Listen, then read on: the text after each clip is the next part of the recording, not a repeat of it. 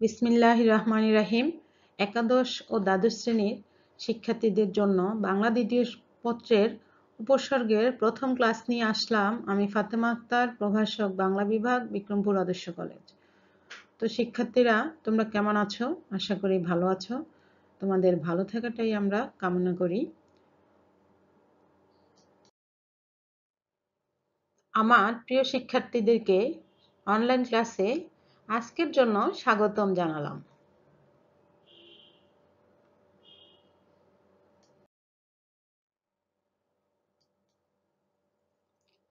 তো শিক্ষার্থী বন্ধুরা, আমি শুরুতেই প্রথম স্লাইডে আমার বিষয়টাকে আমি উল্লেখ করে দিই। আজ আমি পড়াবো উপসর্গ। তো উপসর্গ যেহেতু পড়াবো, আমাদের জানতে হবে উপসর্গটা কি।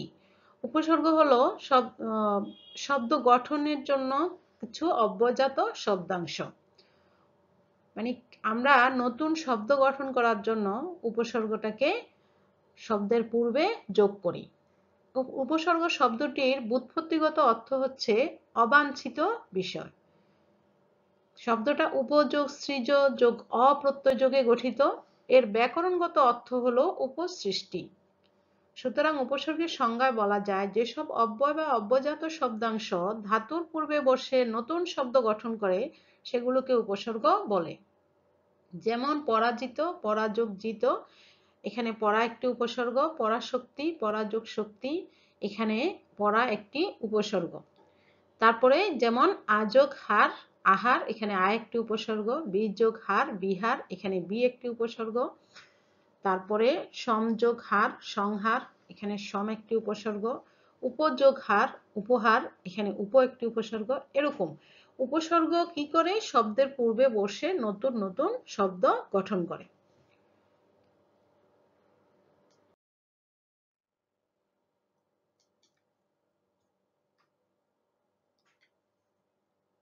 এখন উপসর্গের গুরুত্ব বা প্রয়োজনীয়তা কি? বাংলা ভাষায় উপসর্গের গুরুত্ব বা প্রয়োজনীয়তা অপরিসীম। উপসর্গ নতুন নতুন অর্থবোধক শব্দ গঠন করে ও শব্দের অর্থের পূর্ণতা দান করে। শুধু নতুন শব্দ গঠনই নয়, এরা ধাতু বা শব্দের পূর্বে বসে নতুন শব্দ বা ধাতুর অর্থের সংকোচন, সম্প্রসারণ ও পরিবর্তন ঘটায়। উপসর্গের নিজস্ব কোনো অর্থ নেই, কিন্তু নতুন শব্দ সৃষ্টি করে শব্দের বৈচিত্র্য আনয়ন করে।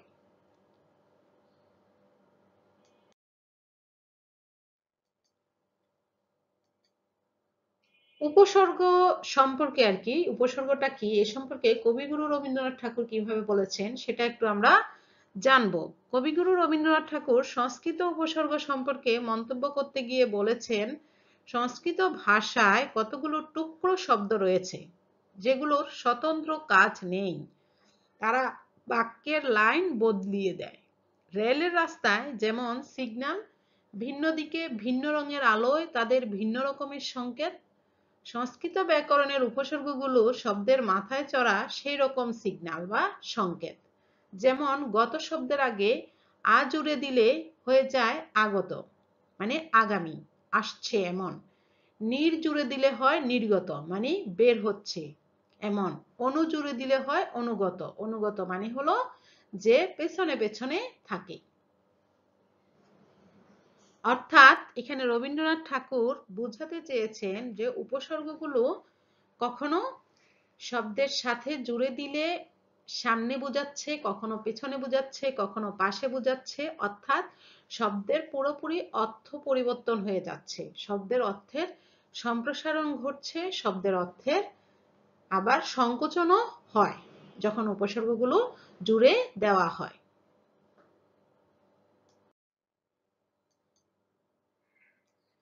এখন উপসর্গ বাংলাতে আর কি আমরা যেসব উপসর্গ ব্যবহার করি সে উপসর্গের প্রকারভেদ। উপসর্গ কত প্রকার? বাংলা ভাষায় 3 প্রকার উপসর্গ রয়েছে। কি কি? তৎসম বা সংস্কৃত উপসর্গ, খাঁটি বাংলা উপসর্গ ও বিদেশি উপসর্গ। তৎসম বা সংস্কৃত উপসর্গ কি?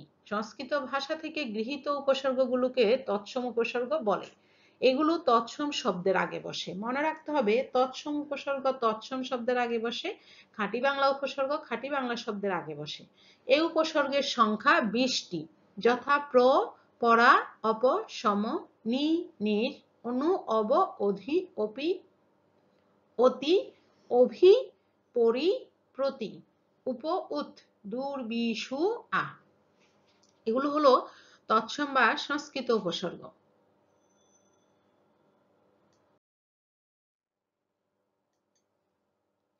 এরপরে খাঁটি বাংলা উপসর্গ।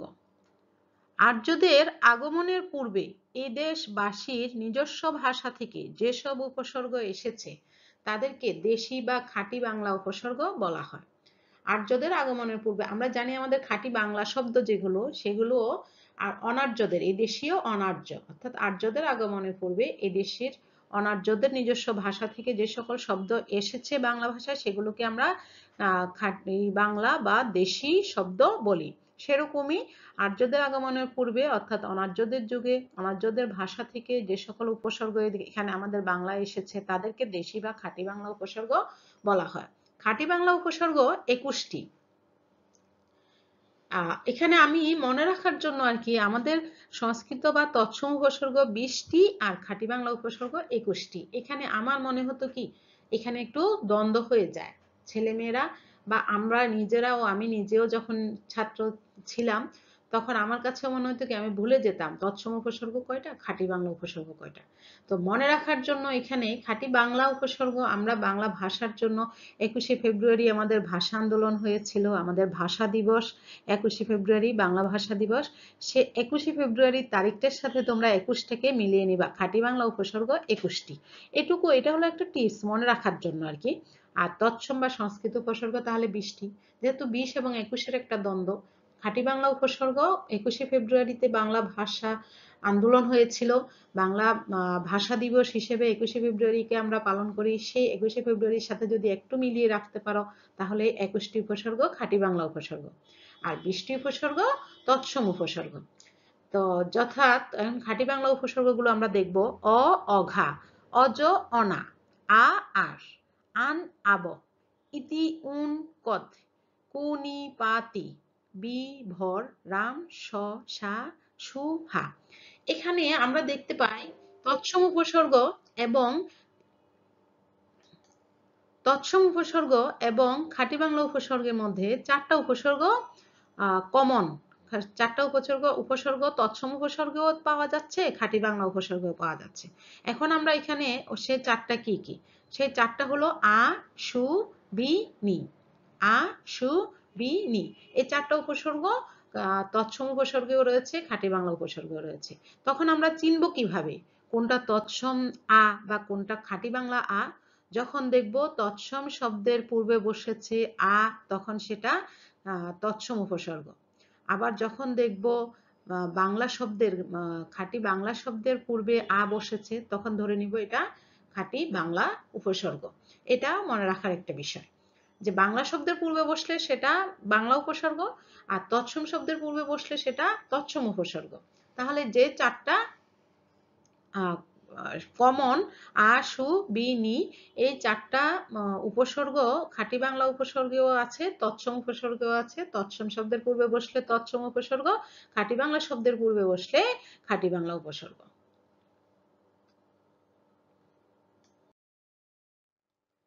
তারপরে রয়েছে বিদেশি উপসর্গ। এখন বিদেশি উপসর্গ, বিদেশি ভাষা যেরকম বাংলা ভাষায় আসছে সেরকম বিদেশি কিছু উপসর্গ বাংলা ভাষার সাথে একেবারে মিশে গেছে। কি কি সেগুলো? যেমন আরবি, ফার্সি, ইংরেজি, হিন্দি, উর্দু ইত্যাদি। এসব ভাষার বহু শব্দ দীর্ঘকাল ধরে বাংলা ভাষায় প্রচলিত আছে।